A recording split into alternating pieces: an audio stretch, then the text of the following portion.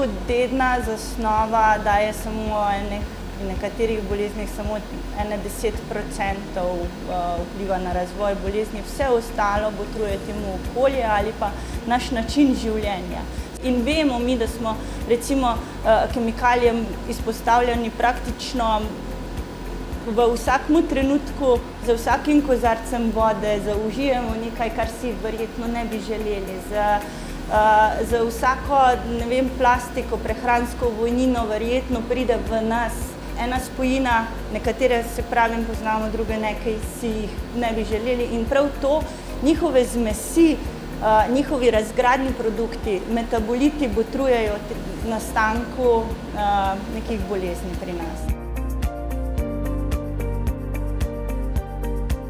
Na odseku že dlje časa sodelujemo pri izvajanju nacionalnega humanega biomonitoringa za Republiko Slovenijo. Naša naloga zajema tako vzorčenje populacije iz različnih regij v Sloveniji in po različnih starostih seveda. Smo pa v zadnjem času naredili tudi eno raziskavo, to je analiza o neznanih komponent v vzorcu. Se pravi, od klasičnih se razlikuje po tem, da ne vemo, z drugimi besedami, ne vemo, kaj iščemo, ne?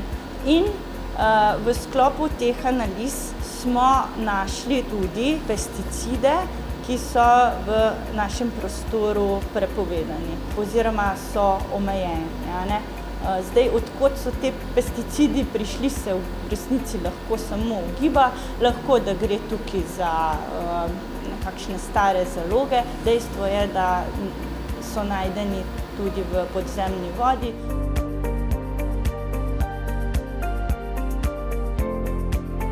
Te ugotovitve me skrbijo iz vidika tega, ker ko spremljamo, kako se v resnici okolje v zadnjem času spreminja, čemu smo izpostavljeni, zakaj je nastala epidemija, ne? Zakaj je toliko raka, zakaj je toliko alergij, zakaj je toliko revmatskih bolezni. Eno je, da se je izboljšala diagnostika in da jih več vidijo, drugo pa je, da jih tudi več nastaja. Kaj je razlog, ne? Zato so krivi dejavniki iz okolja in način življenja, ki kot kaže, in dejansko ni več tak, kot je bil nekdaj, ko je bilo tega manj, ne.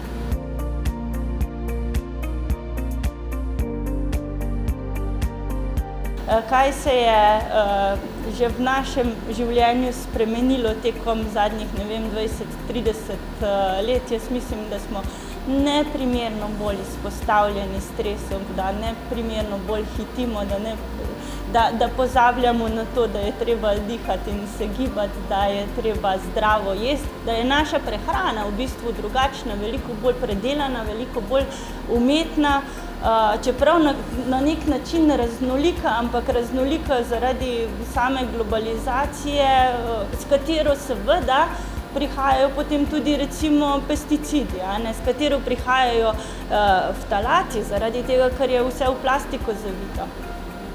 To je to, kar me skrbi.